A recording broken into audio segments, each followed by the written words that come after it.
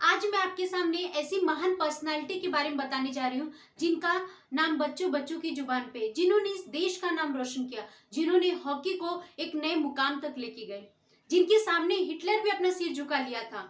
और आज ही के दिन जन्मे 29 अगस्त 1905 को उनका जन्म हुआ था। जी हाँ दोस्तों, आज मैं मेजर ध्यानचंद जी के बारे में कुछ बताने जा रही हूँ। आज उनके बारे में कुछ जानने की कोशिश करेंगे, उनकी जीवनी के बारे में जानने की कोशिश करेंगे। मेजर ध्यानचंद जी एक गरीब परिवार में जन्मे थे। उनके पिताजी ब्रिटिश आर्मी में जॉब करते थे।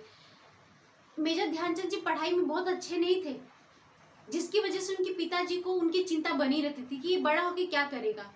जब मेजर ध्यानचंद जी 17 साल की एज पे आए तो उनके पिताजी ने उनको ब्रिटिश आर्मी ज्वाइन करा दिए। मेजर ध्यानचंद जी बहुत खुश थे कि उनको महीने के 15 से 20 रुपए तो मिलेंगे, लेकिन वो जॉब में भी रह के दिन को जॉब करते थे और रात को प्रैक्टिस करते थे। उनको खेल कूद में बहुत इंटरेस्ट था। मेजर ध्यानचंद जी मेहनती बहुत थे।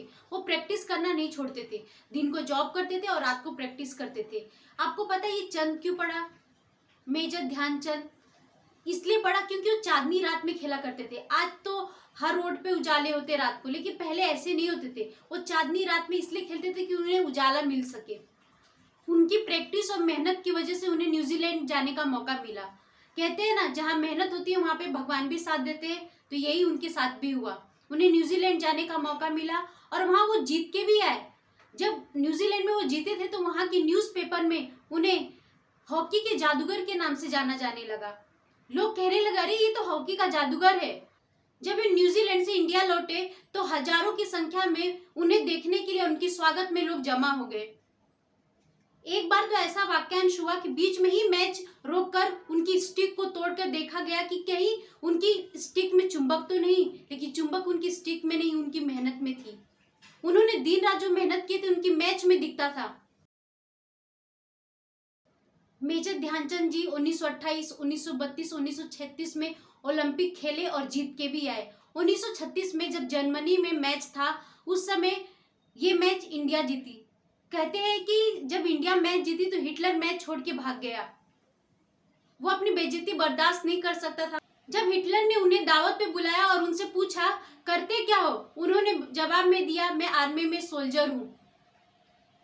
हिटलर ने उन्हें लालच दिया और कहा, जर्मनी की तरफ से खेलो, मैं तुम्हें बहुत ऊंचे पोस्ट पे पहुंचा दूंगा।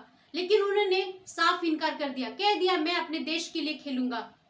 51 की आयु में उन्होंने आर्मी से रिटायर ले लिया और उन्होंने आखिरी सांस 3 दिसंबर 1979 को लिया। उन्हीं के याद में 29 अगस्त को नेशनल स्पोर्ट्स डे मनाया जाता है। इनसे एक चीज सीख लेनी चाहिए हमें कि मेहनत और लगन हो तो इंसान कुछ भी हासिल कर सकता है।